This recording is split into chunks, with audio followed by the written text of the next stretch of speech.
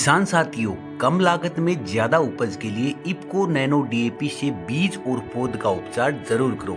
गेहूं, जौ, चना, मेथी, जीरा जैसी फसलों के लिए 1 किलोग्राम बीज को 5 मिलीलीटर नैनो डीएपी से उपचारित करो। सरसों की फसल के लिए 1 किलोग्राम बीज के लिए 10 मिलीलीटर नैनो डीएपी से उपचारित करो। पौध वाली फसलों में 1 लीटर पानी में 5 मिलीलीटर नैनो डीएपी से जड़ का उपचार जरूर करो।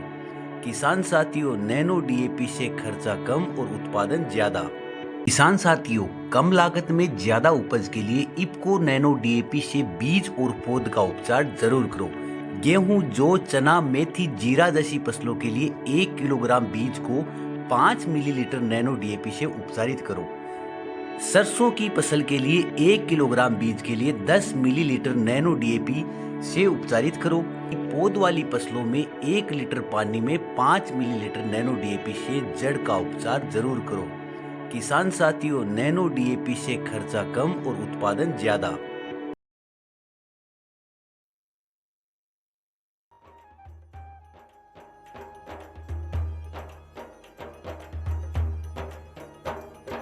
देख लो चौपाल रे सब बड़ा बडेरा आओ जी, सब लोग लगाया आओ जी, टाबरिया ने सब लाओ जी। देख लो चौपाल रे सब बड़ा बडेरा आओ जी, सब लोग लगाया आओ जी, टाबरिया ने सब लाओ जी।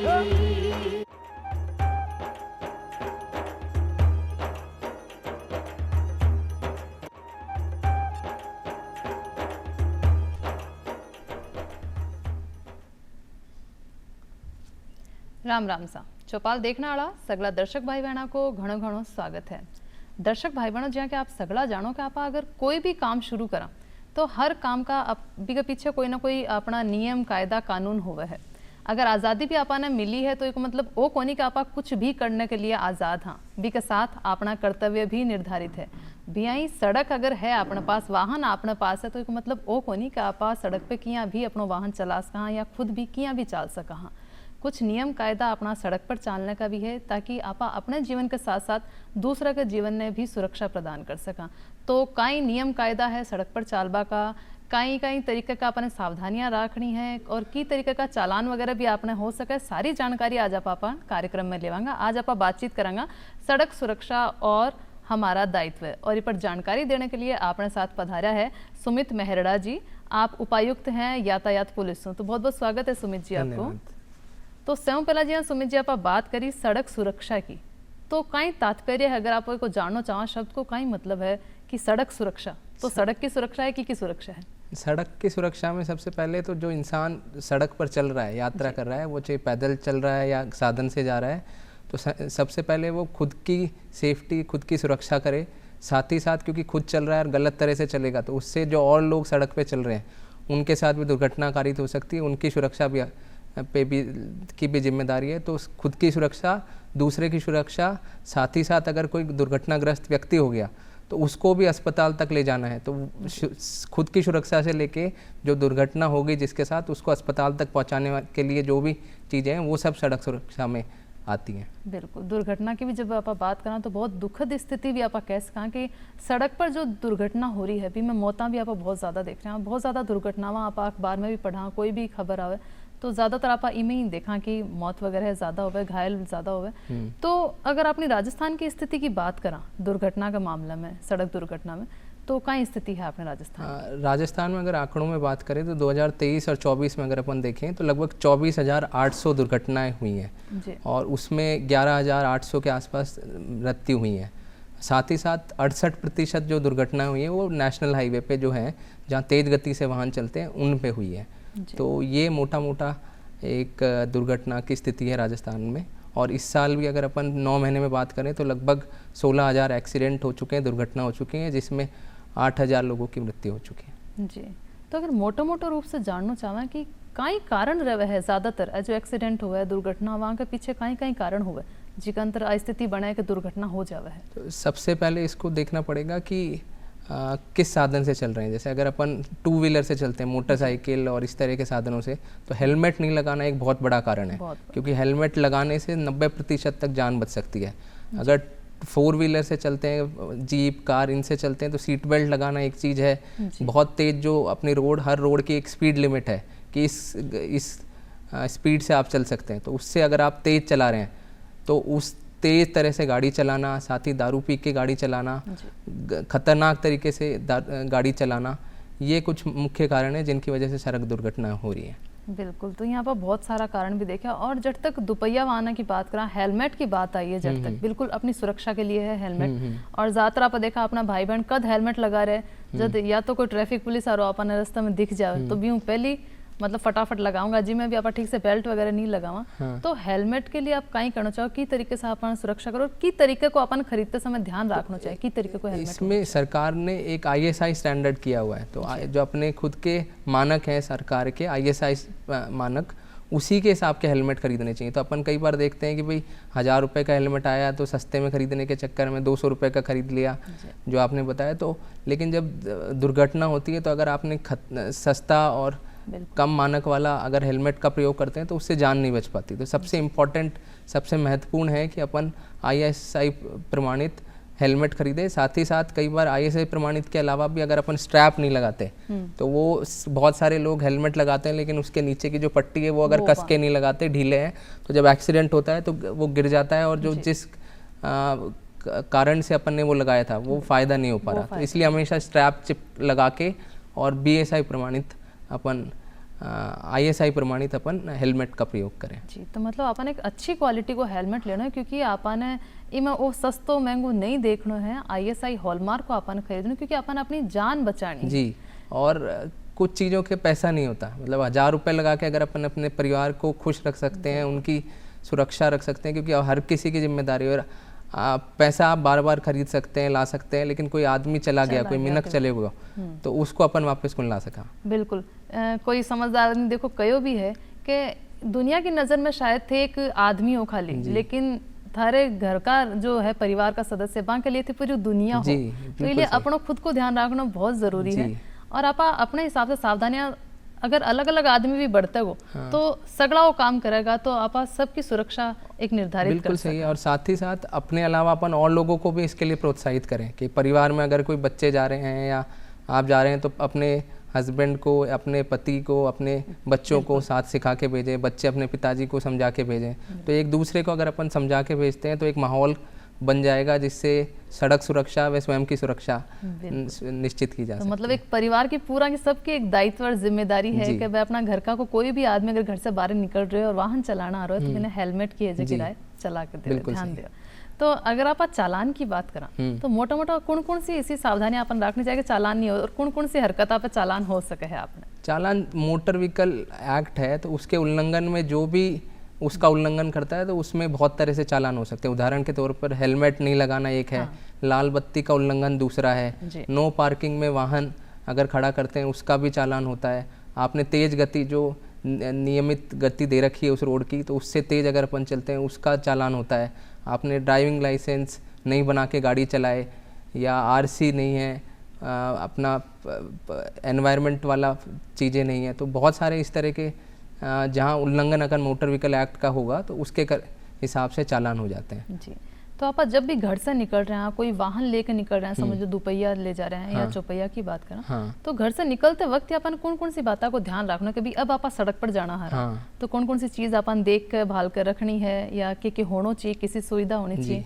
तो इसमें ये समझना पड़ेगा सबसे पहले कि अपन जो वाहन यूज़ कर रहे हैं, जो प्रयोग में ले रहे हैं, उसकी खुद की पहली स्थिति कैसी है। कई बार अपन ऐसा है कि वाहन की उम्र 10 साल है, अपन 20 साल पुराने वाहन को चला रहे हैं, उसका कभी ब्रेक फेल हो गया या फिर उसके टायर घिसे हुए हैं, तो जहाँ ब्रेक लगने चाहिए वहाँ ब्रेक नहीं लगे, कई बार बैलेंस ख़राब है। तो सबसे पहले वाहन की खुद की स्थिति सही हो। एक और जो चीज़ अपन देखते हैं वो ये है कि मोटरसाइकिल है लेकिन उसके पीछे जो कांच लगे हुए हैं वो कांच अपन सही से यूज़ नहीं करते, तो पीछे देखने के लिए कई लोग वो कांच हटा देते हैं कि जगह कम पड़ रही है, कई लोग उसको अपनी तरफ शक्ल देखने, चेहरा देखने के लिए उसको प्रयोग में लेते हैं। तो एक तो वाहन की स्थिति, साथ ही साथ उसके साथ जो सुरक्षा के लिए चीज़ें कहा गया है कि हेलमेट है, ब्रेक चेक किए नहीं गए, सीट बेल्ट लगाई नहीं लगाई, रियर व्यू मिरर जो पीछे के कांचे हैं वो सही हैं नहीं है, आपका पेट्रोल टैंक है या जहाँ पेट्रोल लगा रहे हैं उसमें कोई लीकेज तो नहीं है, आपकी हवा जो टायरों में भरी हुई है वो उचित है कि नहीं है। कई बार ज़्यादा हवा भर दी या कम हवा भर दी, उससे भी आपकी गाड़ी का संतुलन बिगड़ने के चांस रहते हैं। जी जी जी। एक आप देखा वाहन के साथ साथ कुछ गाड़ियां का कागजात भी होया करे। हाँ। कौन कौन सा कागज अपन एनी टाइम अपने मतलब भी गाड़ी के साथ रखना चाहिए? तो जनरली एक तो गाड़ी के लिए आरसी, जैसे हर आदमी का एक नाम है उसी तरह हर गाड़ी का अपना रजिस्ट्रेशन होता है, तो उसको रजिस्ट्रेशन आरसी बोलते हैं। साथ ही साथ क्योंकि अगर ड्राइवर चला रहा है तो ड्राइविंग लाइसेंस एक और चीज़ है जो उसके साथ होनी चाहिए। साथ ही साथ सरकार कोई भी गाड़ी अपन कर रहे हैं तो उसका इंश्योरेंस क्लेम, जो इंश्योरेंस के कागज़ साथ रखने चाहिए। और ये सब साथ रखने के अलावा डिजी लॉकर करके एक, जब अपन डिजिटल भारत की बात करते हैं तो डिजी लॉकर करके एक ऐप है, उसमें भी रख सकते हैं। जरूरी नहीं है कि आप फिजिकल फॉर्मेट में ही रखें। अच्छा। तो डिजी लॉकर में भी आप रखेंगे तो भी वो मान्य है। तो वो भी आप पुलिस को दिखा के आप कह सकते हैं कि ये मेरे पास डिजिटल फॉर्मेट में है। जी जी। तो यह भी एक अच्छी एक नई जानकारी अपन ने मिली कि कई बार हुआ पर दस्तावेज हर वक्त हाँ, साथ नहीं रख हम ये कह सको कि भाई अभी है नहीं तो वो डिजी लॉकर खोल के ऐप डाउनलोड करें, और उसमें सिर्फ वाहन के ही नहीं, अपने आधार कार्ड भी है, अपनी 10वीं 12वीं की मार्कशीट, तो सभी तरह के जो अपने पास डॉक्यूमेंट की आवश्यकता होती है वो सभी डॉक्यूमेंट उस एक ही ऐप में मिल जाएंगे आपको। जी जी। एक सामान्य सी बात इसी है कि कई बार लोगों ने ध्यान नहीं हुए है जी, अगर पैदल चलना रहे की भी बात करा, अगर कोई से पूछो जावे कि भाई अपन कौन सी साइड चलना चाहे तो एक ही जबान से भाई बाई तरफ चलना अपन।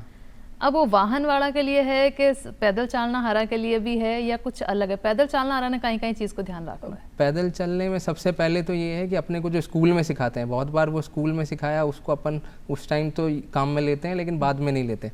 तो सबसे पहले है कि जल्दी नहीं करें, पहले दोनों तरफ देखें, बाएं देखें, दाएं देखें, बाएं देखें, कोई गाड़ी नहीं आ रही तभी क्रॉस करें। साथ ही साथ कई बार ये होता है कि गाड़ी दिखी और अपन उस टाइम पे भागने लग गए कि हम जल्दी निकल जाएंगे, तो जो गाड़ी जा रही है उसको लग रहा है कि गाड़ी जो व्यक्ति जा रहा है वो भाग के क्रॉस कर देगा, इस वजह से वो ना तो स्लो करता है और इस तरह के भी एक्सीडेंट होते हैं। एक और चीज़ जो इम्पोर्टेंट होती है कि रात के समय जब अपन क्रॉस कर रहे हैं तो रात में सड़क सब काली है, कोई अपन ने अगर गहरे रंग का कपड़े पहने हुए तो दूर से वो तेज गति से अगर 70-80-100 की स्पीड से आता है तो वो दिखता नहीं है। तो इसलिए कोशिश करें हमेशा अपने कपड़ों पे या तो लाइट रंग या रेडियम स्ट्रिप जो आती हैं वो अपन बहुत सस्ते में मिल सकती है, वो अपने साथ रखें। तो जूतों में आता है या अपनी शर्ट पे लगा दिया तो पार करते वक्त दूर से वो जब लाइट पड़ेगी तो वो अपने को दिख जाएगा और उससे भी अपनी उससे अपनी सुरक्षा सुनिश्चित की जा सकती है। तो मतलब पैदल चलना हरा ने भी हर चीज को ध्यान रखना है, ये नहीं कि आप वाहन चला रहे हैं तो ये अपने लिए नियम है, पैदल चलने के लिए भी सड़क पर जो भी सड़क सुरक्षा का एक और एस्पेक्ट ये भी है कि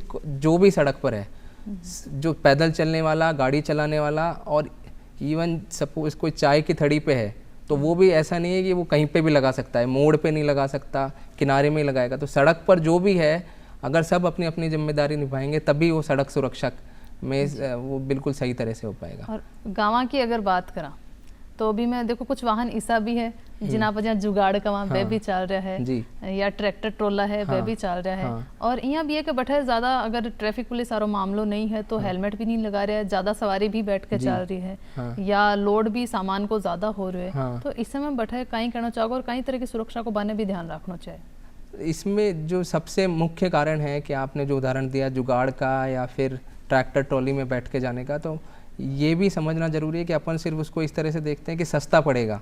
अपन ने 5 लीटर पेट्रोल जलाया, उसमें अपन सब 50 आदमी बैठ के आके जा सकते हैं, तो वो 500 रुपये तो लगे, लेकिन हमने जब एक्सीडेंट देखते हैं तो एक साथ ट्रैक्टर ट्रॉली पलटी जिसमें 30-30 लोग घायल हुए।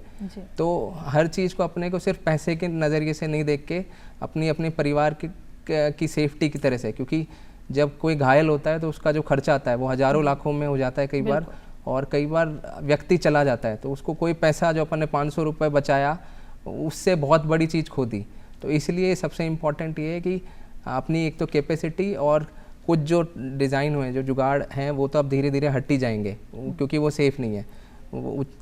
दूसरी चीज़ जो आपने ट्रैक्टर ट्रॉली कहा या पिकअप कहा जिसमें लोग जा रहे हैं, तो ये समझना पड़ेगा कि ये जो है ये व्यक्तियों को ले जाने के लिए नहीं है, ये सब सामान को ले जाने के लिए प्रयोग में थे। तो धीरे धीरे जब अपन इनको छोड़ के और गाड़ियों को प्रयोग में लेंगे तभी ये जानें बची जा सकती हैं। हर चीज़ को पैसे में नहीं तोल के अपनी जीवन की सुरक्षा की तरफ से तोला जाए तो मेरे ख्याल से ये बदलाव ज़्यादा अच्छा जल्दी हो जाएगा। बिल्कुल। आजकल आप देखा गाँव से भी हाईवे निकल रहे हैं, तो गाँव की जहाँ सड़कों से जुड़ता हुआ हाईवे पे भी आप चढ़ रहे हैं, तो कौन कौन सी बातों को ध्यान रखना चाहिए अपन विशेष?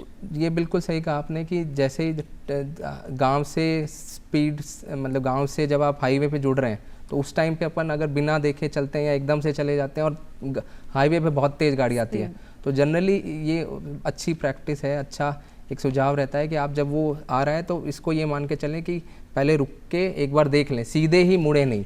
क्योंकि दाएं बाएं अगर आप 5 सेकंड नहीं 2 सेकंड भी रुक के अगर दाएं बाएं देख लेंगे और क्या साधन आ रहे हैं वो अगर अपन देख लेंगे तो बहुत आसानी से वो एक्सीडेंट बच सकते हैं।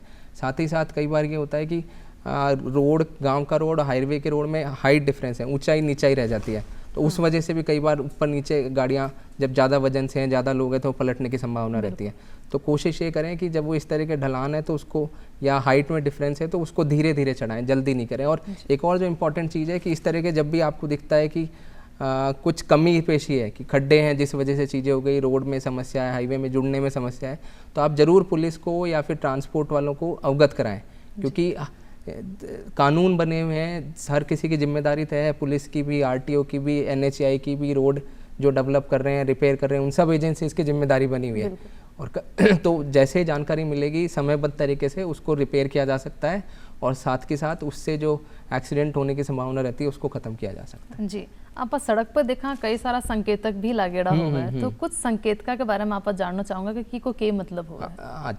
तो जैसे कि कई बार आप हाईवे पे देखेंगे कि कोई नंबर लिखा रहता है 40, 60, 110, 100, तो वो जो नंबर है वो स्पीड लिमिट है उस रोड की। अच्छा। तो उस गति से ज़्यादा अगर अपन चलेंगे तो वो सेफ नहीं है, वो आपका चालान तो हो ही सकता है। साथ ही साथ हर हाईवे की या हर रोड की अपनी डिज़ाइन है कि उस रोड की स्थिति को देखते हुए वो गति सीमा तय की जाती है। तो उससे अगर अपन तेज़ चल रहे हैं तो आपके लिए वो सेफ, सुरक्षित नहीं है।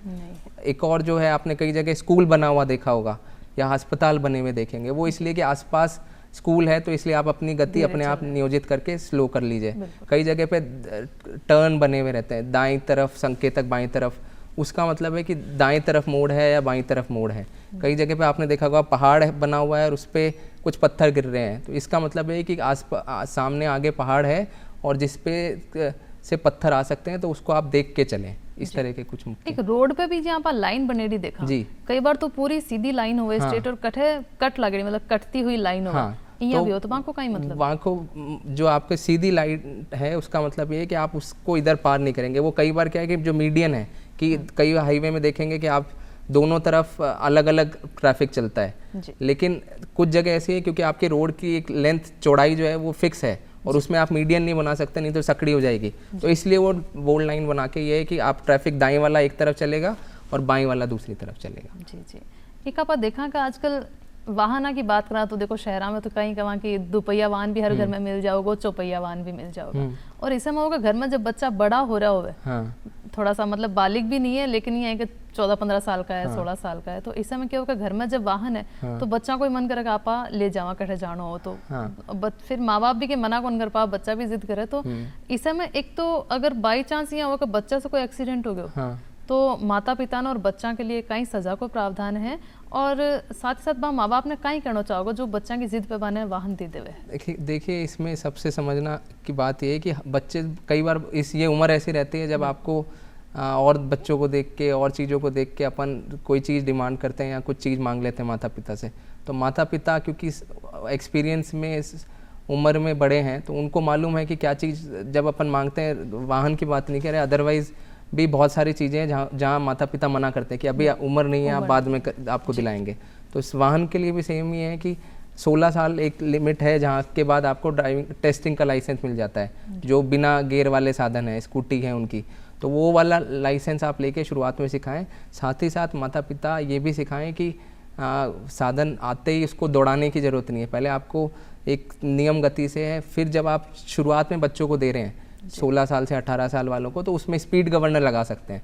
तो उससे स्पीड जो गति है उसको आप नियोजित कर दीजिए। सपोज एक स्कूटी जो 70-80 पे भी चल सकती है उसको आप 40 पे भी लिमिट कर सकते हैं। तो बच्चों के साथ जब अपन चला रहे हैं तो स्पीड गवर्नर लगा के स्पीड जो गति अपन, सबसे ज़्यादा गति कोई मिल सकती है, मोटरसाइकिल 100 पे भी चल सकती है, लेकिन स्पीड गवर्नर लगा के उसको 60 पे भी कर सकते हैं। तो बच्चा या जो 18 साल 20 साल वाले हैं वो जब स्कूल जा रहे हैं या कोचिंग जा रहे हैं तो वो स्पीड की नियंत्रण हो जाएगा उससे। साथ ही साथ शुरुआत में जब आप सिखा रहे हैं बच्चे को तो उसको जिम्मेदारी के साथ सिखाएं, ये नहीं कि माता पिता अगर सिखा रहे हैं और वो बच्चों दूसरों से सीखता है, उसमें भी बहुत अंतर है, क्योंकि वो और साथ वालों से सीख रहा है तो वहाँ वो रेस लगाना सीख रहा है। माता पिता अगर सिखाते हैं, कोई और बड़ा साथ के साथ समझा के सिखाता है, तो उसके साथ एक जिम्मेदारी का एहसास होता है। मेरे को याद है मेरे पिताजी ने मेरे को स्कूटर और मोटरसाइकिल सिखाई थी, तो उन्होंने एक एक चीज़ सिखाई, तो वो जिम्मेदारी का एहसास हमेशा रहता है। और वो जब आप सड़क पे चलाते हो तो वो चीज़ें आप जिम्मेदारी से चलाते हैं। बिल्कुल। एक अच्छी बात बताई और नॉलेज माना भी मिलो जो कभी स्पीड गवर्नर करके भी कुछ है, जैसे आप अपनी स्पीड की लिमिट कर सका गाड़ी की। तो यही चीज़ अपन जब स्कूल बसेज हैं तो उनमें स्कूल के बच्चे जब अपन जाते हैं तो उनके लिए भी एक मैंडेटरी किया हुआ है कि स्पीड गवर्नर होना चाहिए, क्योंकि स्कूल से बच्चे जा रहे हैं, कई बार कंडक्टर और ड्राइवर मिलके गाड़ी तेज चलाते हैं कि लेट हो गए, तो उनमें भी ये मैंडेटरी प्रावधान है कि स्कूल में जो बच्चे जा रहे हैं वो एक नियमित गति से जाएंगे। जो ज्वलनशील पदार्थ हैं उनका अगर इधर से उधर ट्रांसपोर्ट हो रहा है तो उसको ले जा रहे हैं, तो उनमें भी स्पीड गवर्नर है कि आप तेज़ गति से नहीं चलाएं, क्योंकि उनमें एक्सीडेंट होता है तो बहुत लोगों की जानें जा सकती है। तो इन सभी में आजकल टेक्नोलॉजी का किस तरह से अपन सुरक्षा में प्रयोग ले सकते हैं, वो एक अच्छा उदाहरण है स्पीड गवर्नर। अभी बाल वाहिनियाँ की बात करी, जहाँ बच्चा स्कूल जा रहा है तो माने या तो बस में जा रहा है या ऑटो में जा रहा है, तो बामा भी आप कई बार देखेंगे बच्चा ना बहुत ज़्यादा भर के वाने ले जाए जा रहे हैं, तो इसके लिए भी कोई नियम है, कायदे? बिल्कुल। स्पीड तो बाल वाहिनी जो सरकार ने है कि 8 से ज़्यादा बच्चे जहाँ पे हैं उनको बाल वाहिनी कहा जाता है, तो उसके लिए बहुत डिटेल्ड SOP सरकार ने जारी किए हुए हैं। उसमें आपने देखा होगा कि स्कूल पे पीला कलर होगा, स्कूल बस का नाम होगा, साथ ही साथ जो और चीज़ें हैं कि ड्राइवर का और कंडक्टर का पुलिस वेरिफिकेशन है। उसमें पैनिक बटन है कि बच्चों की सेफ्टी के लिए, स्पीड गवर्नर लगा हुआ है, कैमरे लगे हुए हैं ताकि अगर कुछ होता है तो भी वो अपना कंट्रोल रूम तक वो सूचना आती रहे। तो इस तरह की कुछ चीज़ें जो हैं अपन ने बाल वाहिनी के लिए की हुई है ताकि बच्चों की सुरक्षा रहे। साथ ही साथ सघन चेकिंग का अभियान साल भर चलता रहता है कि क्योंकि इनके नियम, अगर आप जो मैंने पहले भी बताया कि कुछ पुरानी बसेज भी चलती हैं, तो अगर पुरानी रहेंगी तो भी वो रोड पे सुरक्षित रहती हैं, तो उनको चेकिंग करके उनको सीज करने का RTO व पुलिस का लगातार अभियान साल भर चलते रहते हैं। जी जी। एक आप जहाँ सड़क पर चला गाड़ी चला रहे तो भी मैं एक हाई बीम लो बीम दो चीज़ हो, तो एक कठे किया काम आवे, कौन सी कद करनी चाहिए आप? तो ये जब अपन देखते हैं कि जब अंधेरा है तो खाली रोड है और रोड पे लाइटें बहुत कम है, तो उस केस में हाई बीम का प्रयोग किया जाता है कि क्योंकि मेरे को सड़क पे नहीं दिख रहा, सामने से कुछ नहीं आ रहा और लाइटिंग भी बहुत कम है, तो उन केसेस में हाई बीम, मैं कहने का मतलब लो बीम ऐसी दिखती है, हाई बीम ऐसी दिखती है, तो हाई बीम लंबी दूरी तक जाती है और उससे बहुत अच्छा विजन आता है। लेकिन जब सामने से अगर हाई बीम मेरे को आ रहा है तो मेरे लिए वो बहुत कम दिखता है और अंधेरा सा लगता है, अंधकार सा लगता है। तो उस केस में जब सामने से अगर गाड़ी आ गई तो अपने आप लो बीम कर लेनी चाहिए। गाड़ी जब पास मतलब क्रॉस कर गई उसके बाद आप वापस हाई बीम प्रयोग में ले सकते हैं। अच्छा। और जहाँ पे लाइट अच्छी है, भीड़ भाड़ वाली जगह है, वहाँ पे लो बीम का शहर में जैसे अपन प्रयोग ले रहे हैं, और जहाँ पे गाड़ियों का मूवमेंट बहुत ज़्यादा है तो वहाँ पे लो बीम का जनरली प्रयोग किया जाना चाहिए। जी, तो वो आपने ध्यान रखना क्योंकि वाकई में बहुत दिक्कत हो जब अंधेरा में आप रात के अंदर अगर आप कुछ ड्राइव कर रहे हैं, कोई वाहन चला रहे हैं और सामने आ रही जब रोशनी अपनी आंखें में पड़े तो आपने बिल्कुल रस्तों भी कौन दिखेगा, तो आज चीज जरूरी है। ऐसा जब भी होए तो एक तो सामने वाले का तो जिम्मेदारी है, साथ ही साथ अपनी भी स्पीड अगर अपन स्लो कर लेंगे तो ठीक रहेगा। तो उस केस में क्योंकि दिख नहीं रहा कुछ और उसमें भी अगर अपन तेज गति से चलाएं तो दुर्घटना होने की ज़्यादा संभावना रहती है। तो जब सामने कुछ नहीं दिख रहा तो स्लो गति से चलाएं, धीमी गति से चलाएं। आप जागरूक होगा के लिए भी सारी जानकारी तो अपन होनी चाहिए और अपन तरीकों चालना चाहिए, वो भी बात है, लेकिन फिर भी कई बार होगा कि आपने गलती नहीं है, सामने आ रहा की गलती से भी कोई दुर्घटना होगी, तो सबसे पहला तो आपने का ही करना चाहिए। और आप देखा कई बार कि दुर्घटना होगी है, घायल सड़क पर पड़े, लेकिन जल्दी से लोग हाथ कौन डालना चाहोगे वहाँ का आप मदद करा, यहाँ लगा कि आप फंस जाओगे बिना बात, ज्यादा आपने से पूछताछ होगी, पुलिस आपने से परेशान करेगी, तो यहाँ ऐसा मामले में कि लोग मतलब मदद कौन कर पावे, तो बिके लिए अभी कहीं व्यवस्था करी तो ये चीज़ कुछ समय पहले तक था कि लोग जो सरकारी पेचीदगी पुलिस के चक्कर में या अस्पताल में क्या समस्या आएंगी इसलिए नहीं ले जाते थे, तो इसीलिए गुड सैमरिटेरियन एक्ट स्कीम करके एक स्कीम आई। उसमें ये हुआ कि अगर कोई भी व्यक्ति किसी दुर्घटना जो चोटिल व्यक्ति है उसको अस्पताल ले जाता है तो उसमें उससे कुछ भी पूछताछ नहीं की जाएगी। वो अपना नाम पता बताना चाहे तो वो बता सकता है पूछने पे, अगर वो कहता है कि मेरे को नहीं बताना तो उसमें नहीं बताया जाएगा। साथ ही साथ उनकी सूचना लेके चिकित्सा विभाग व पुलिस उनको सम्मानित भी करती है। तो इसमें पहले 5,000 रुपये था कि आप जब किसी को ले जाते हो तो आपको इनाम की राशि के तौर पे 5,000 मिलेगा, फिर सरकार ने बढ़ा के उसको 10,000 कर दिया और अभी 25,000 तक की भी बात चल रही है। तो ये गुड समैरिटन स्कीम से लोगों को सम्मानित भी मिल रहा है, किसी की जान भी बच रही है। और अभी कुछ दिन पहले देखेंगे कुछ अखबार वालों ने इस तरह के भी इनिशिएटिव लिए कि जिसने जान बचाई जाके उसको उससे वापस भी मिलवाया।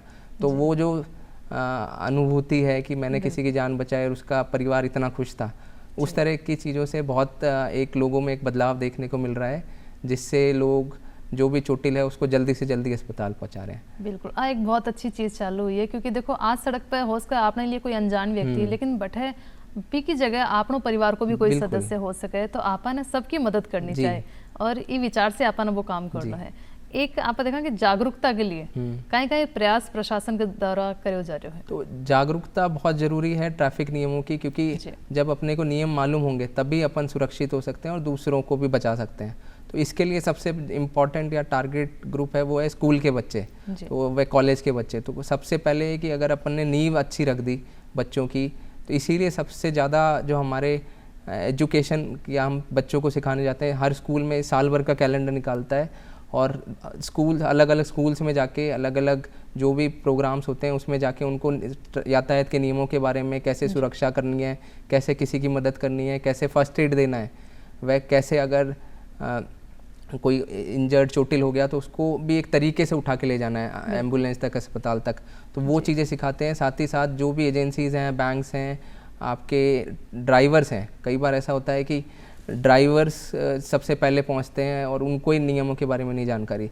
तो ड्राइवर्स को, यूनियंस को, आरटीओ के थ्रू, पुलिस के थ्रू, तो जितने स्टेक होल्डर्स हैं, उदाहरण के तौर पे आप व्यापारी वर्ग हैं तो व्यापारी वर्ग के साथ मिलके हो गया, बैंक्स में जाते हैं, तो जो भी अलग अलग ऑर्गेनाइजेशन ग्रुप्स हैं जो यातायात नियमों जिनको पता होना चाहिए, वह जो रोड का प्रयोग करते हैं उनको जाके स्कूलों में या उनकी ऑर्गेनाइजेशंस में जाके यातायात की हमारी एक स्पेशल विंग है जो उनको ये चीज़ें सिखाती है। बिल्कुल, क्योंकि आज का जगह बच्चा है वह काल को भविष्य है, तो बचपन से ही अपने शुरू करना पड़ेगा, नियम कायदा है जगह ध्यान रखना पड़ेगा। साथ ही साथ इसके अलावा स्टूडेंट पुलिस कैडेट करके एक और स्कीम है, तो स्कूल के जो बच्चे हैं उनको भी आप ट्रैफिक जंक्शंस पे बुलाते हैं, उनको सिखाते हैं कि इस तरह से ट्रैफिक को रेगुलेट किया जाता है, ऐसे दुर्घटना होने के चांसेस हैं और इस तरह से उसमें बचाव। बहुत अच्छी जानकारी आज सुमित जी आप दी, हमारा दर्शक भाई बहना ने बहुत दाए आए उसी कार्यक्रम, तो बहुत बहुत धन्यवाद आपको। और फिर मिलांगा एक नए विषय के साथ, जब तक दो इजाजत, राम राम सा।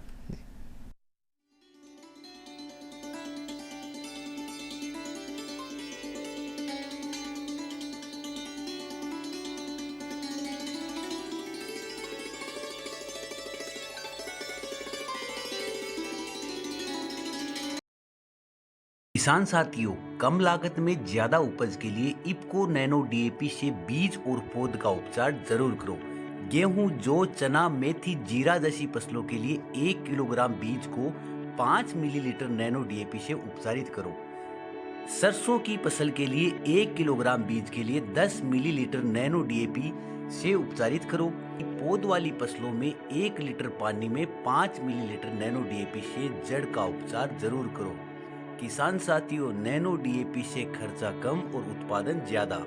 किसान साथियों, कम लागत में ज्यादा उपज के लिए इफ्को नैनो डीएपी से बीज और पौध का उपचार जरूर करो। गेहूं, जौ, चना, मेथी, जीरा जैसी फसलों के लिए 1 किलोग्राम बीज को 5 मिलीलीटर नैनो डीएपी से उपचारित करो।